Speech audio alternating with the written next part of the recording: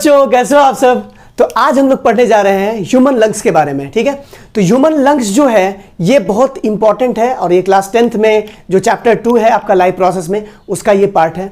तो वीडियो में आगे बढ़ने से पहले अगर आप मेरे चैनल पर नए हैं तो इसको सब्सक्राइब कर दीजिएगा, वीडियो अच्छा लगे तो लाइक कीजिएगा, और अगर आपको लगे कि ये वीडियो जो है आपके फ्रेंड्स लोगों के लिए भी बेनिफिट प्रोवाइड करेगा तो इसको शेयर कीजिएगा। तो चलिए हम लोग बढ़ते हैं इसमें। तो ह्यूमन का लंग्स जो है वो कुछ इस तरीके का होता है। ठीक है, अब यहां पे आपको कुछ इंपॉर्टेंट बातें याद रखनी है। ह्यूमन के लंग्स में यहां पे वन पेयर क्या होता है, नॉस्ट्रिल होता है।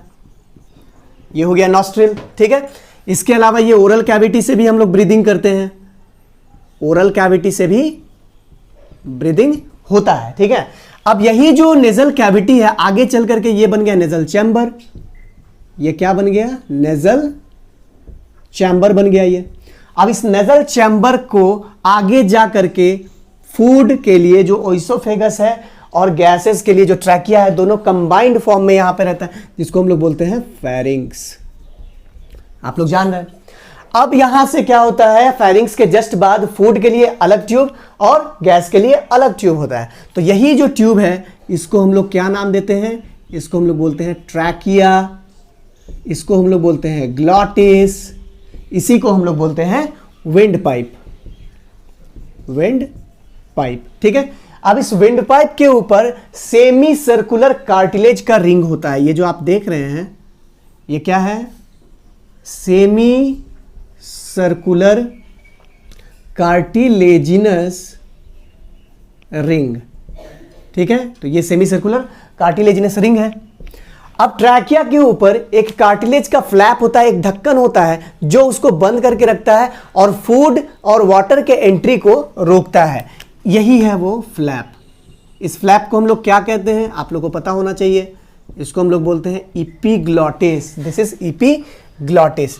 अब आगे चल के ये जो ट्रैकिया है ये दो ब्रांचेज में कन्वर्ट हो जाता है। ठीक है, ये आगे चल के ये जो ट्रैकिया है कितने ब्रांचेज में कन्वर्ट हो जाएगा, दो ब्रांचेज में कन्वर्ट हो जाएगा। और इन दोनों ब्रांचेस को हम लोग नाम देते हैं ब्रोंकस। क्या नाम देते हैं इसको, ब्रोंकस। This is bronchus. बच्चों आपको याद रखना है। ठीक है, ब्रोंकस आगे चल करके कन्वर्ट हो जाता है ब्रोंकियोल्स में, और यही ब्रोंकियोल्स जो है आगे चल के टर्मिनेट हो जाता है एल्वियोलाई में, जो कि यहां पे दिखाया हुआ नहीं है। ठीक है, तो ये ब्रोंकस, फिर ब्रोंकियोल, फिर एल्वियोलाई। और आपको याद रखना है एल्वियोलाई किस टिश्यू का बना हुआ होता है, एल्वियोलाई जो है वो स्क्वामस एपिथेलियल टिश्यू का बना होता है। इसी कारण से यही वजह है कि हम लोग जो भी गैसेस को अंदर लेते हैं तो वो एक्सचेंज हो जाता है ब्लड के साथ, क्योंकि काफ़ी थीन है। हमारे बॉडी का थीनेस्ट टिश्यू है स्क्वामस एपिथेलियम। ठीक है, अब आपको ये याद रखना है कि दोनों लंग्स के बीच का ये जो पोर्शन है, इस पोर्शन को हम लोग नाम देते हैं मेडियास्टेनम। क्या नाम देते हैं इसको, मेडियास्टेनम। एक और ध्यान देने वाली बात है कि राइट लंग्स जो होता है हमारा वो लेफ्ट लंग्स के कंपैरिजन में बड़ा होता है। क्यों बड़ा होता है, क्योंकि इसमें 3 लोब्स पाए जाते हैं। ठीक है, तो राइट लंग्स जो है ये हो गया राइट लंग्स, ये राइट लंग्स हो गया। और इसमें कितना लोब होता है, इसमें होता है 3 लोब्स। जबकि ये जो लेफ्ट वाला है, लेफ्ट लंग जो है इसमें कितना होता है, इसमें होता है 2 लोब्स। इस कारण से ये छोटा होता है। इसके अलावा भी इसके छोटा होने का कारण क्या है, तो आपको याद रखना है कि राइट लेफ्ट लंग जो है उसी को पुश किए हुए रहता है कौन, हमारा हार्ट। तो हार्ट की वजह से भी इसका साइज छोटा हो गया। हार्ट जिस जगह पे लेफ्ट लंग में सिचुएटेड होता है उस जगह को हम लोग बोलते हैं कार्डियक नॉच। याद रखना है आपको, ये कार्डियक नॉच, नॉच का मतलब होता है खांचा। तो लेफ्ट लंग में समथिंग कुछ इस तरीके का खांचा बना हुआ है और उसी में आपका हार्ट इस तरीके से सिचुएटेड है। ठीक है, तो ये हो गया। अब ये जो लंग्स है इसके जस्ट नीचे में एक पतला सा मेम्ब्रेन होता है, इसको हम लोग बोलते हैं डायफ्राम। तो ये मस्कुलर डायफ्राम होता है। डायफ्राम जो है वो कैसा होता है, ये होता है मस्कुलर। याद रखना है आपको। तो डायफ्राम हो गया।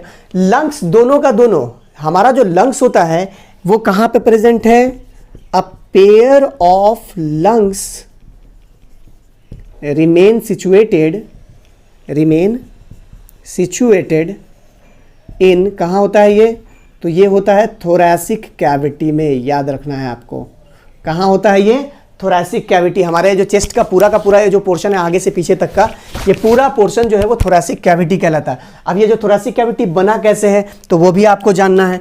तो थोरैसिक कैविटी जो है वेंट्रली, वेंट्रली मतलब आगे से, ठीक है। वेंट्रली ये किससे बना हुआ है, तो वेंट्रली ये बना हुआ है स्टर्नम से।